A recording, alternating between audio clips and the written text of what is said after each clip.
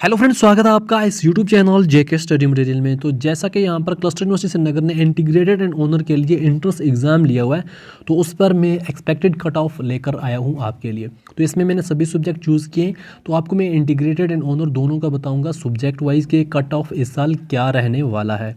तो पहले कुछ बातों का यहाँ पर आपको ध्यान रखना बहुत ज़्यादा ज़रूरी है। जो यहाँ पर ये कट ऑफ है, ये मैंने स्टूडेंट से एनालिसिस किया, स्टूडेंट से पूछ कर बनाया है। मतलब जो जिन स्टूडेंट्स ने यहाँ पर एग्ज़ाम दिया है उनसे बातचीत हुई है कि उन्होंने कितने यहाँ पर अटेम्प्ट किए हैं इस बार। और मैंने कुछ पूल चलाए थे टेलीग्राम पर स्टूडेंट से, वहाँ पर पता चला कि उन्होंने कितने यहाँ पर अटेम्प्ट किए थे। और सेकेंडली जो प्रीवियस ईयर एग्ज़ाम जैसे हुए थे एंट्रेंस के, तो उसमें सीएटी का एग्ज़ाम हुआ था आउट ऑफ 40। वहाँ पर आप जानते हैं 40 में से जो जनरल स्टडी का एक पेपर आया करता था उसमें से मार्क्स मिलते थे। तो उसमें 20, 25, 30 से वो कोई ज़्यादा नहीं। तो इस साल उस एग्ज़ाम के बदले यहाँ पर 12th जो यहाँ पर मार्क्स मिले हैं उन पर यहाँ पर रखा हुआ है। तो वो मार्क्स बहुत हाई भी हैं बहुत स्टूडेंट्स को, तो इसलिए जो यहाँ पर एक्सपेक्टेड कट ऑफ है उसका थोड़ा अच्छे तरीके से ध्यान रखा। तो साथ में टोटल सीट्स कितनी हैं उनका भी ध्यान रखा, फिर मैंने यहाँ पर ये कट ऑफ बनाया है। और यहाँ पर एक बात आपको याद रखनी है कि जो ये कट ऑफ है, जब मेन कट ऑफ आएगा उससे थोड़ा हाई और कम हो सकता है। ये नहीं कि यही कट ऑफ है। अगर मेरे कट ऑफ के हिसाब से किसी स्टूडेंट को कम पॉइंट है तो ऐसा नहीं कि वो सिलेक्ट नहीं होगा। हो यहाँ पर जो कट ऑफ है इससे कम और ज़्यादा जा सकता है। ये जो है एक्सपेक्टेड कट ऑफ है, तो इसके हिसाब से मैंने ये बनाया है। आपको इन चीज़ों का थोड़ा ध्यान रखना है, इससे कम और ज़्यादा हो सकता है। इस चीज़ का आपको यहाँ पर ध्यान रखना है। ऐसा नहीं कि जब कट ऑफ आए वो थोड़ा हाई या कम हो तो आप बोलो नहीं आपने यहाँ पर गलत कट ऑफ बनाया है। तो मैंने अभी आपको कहता हूँ हाई और कम हो सकता है ये कट ऑफ।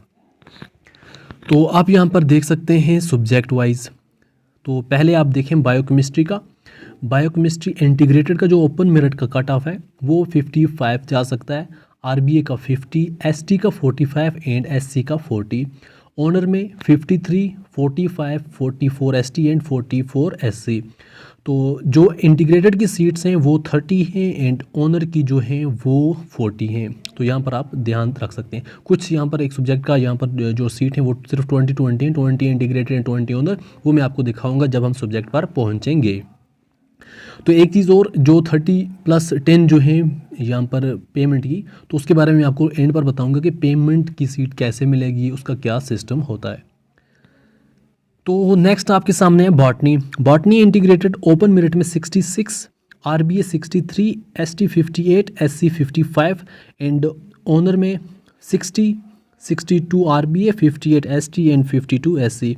तो ये यहाँ पर हो सकता है। बॉटनी में ज़्यादा स्टूडेंट ने यहाँ पर एग्ज़ाम दिया और इसलिए इसका जो कट ऑफ है वो थोड़ा हाई हो सकता है। तो केमिस्ट्री इंटीग्रेटेड में आप देख सकते हैं 60 open merit, 58 RBA, ST 55 and SC 50। Honour में 55 open merit, 53 RBA, ST 50 and SC 48।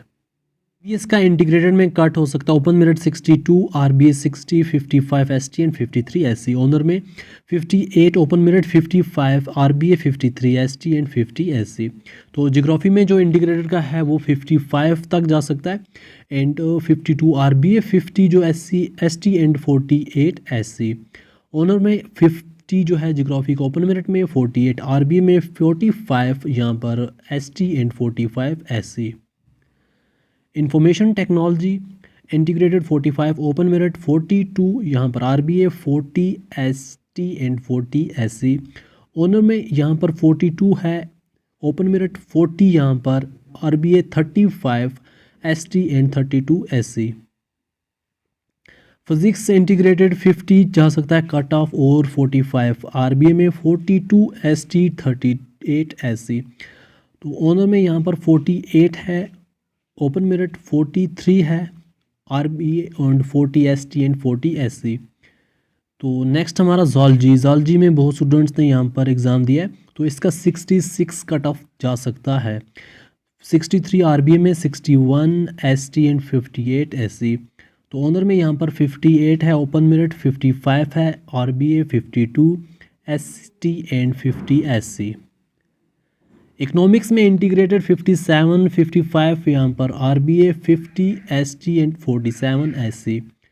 Honour में 50 इंटीग्रेटेड, 50 इकोनॉमिक्स में, open merit 48, RBA 47, ST and 45 SC. English integrated open merit 60, RBA 58, ST 54 and SC 52. Honour यहाँ पर English में 58, open merit 55, RBA 54, ST 52 SC. Computer application integrated 48, open merit 45, RBA 42, ST and 40 SC. तो इसका honour में 45 open merit, 42 RBA, 40 ST and 40 SC. Business administration 60 integrated में open merit, 55 RBA, 52 ST and 50 SC. तो business administration honour में 55 open merit, 52 RBA, 50 ST, 45 SC. Commerce में integrated 58, RBA 55, 53 ST and 51 SC. तो commerce honour में यहाँ पर 55 open merit, 53 RBA, 53 ST and 50 SC. History 62 open merit, 60 RBA, 55 ST and 50 SC. तो history का honour में 55 open merit, 52 यहाँ पर RBA, 50 यहाँ पर ST and 48 SC. Political science integrated 70 open merit, इससे कम भी जा सकता है, 65 यहाँ पर RBA, 60 ST एंड 55 SC. तो ऑनर में political science 65 open merit, 60 RBA, 58 ST and 52 SC. Journalism and mass communication, तो सबसे पहले यहाँ पर आप जान लें जर्नलिज्म एंड मास कम्युनिकेशन की इंटीग्रेटेड में भी 20 सीट्स होती है एंड ऑनर में भी 20 सीट्स होती है. तो बाकी का जो इंटीग्रेटेड 30 एंड ऑनर 40 सीट होती है. तो journalism and mass communication open merit 58, RBA 50, तो यहाँ पर ST 45 एंड SC 45.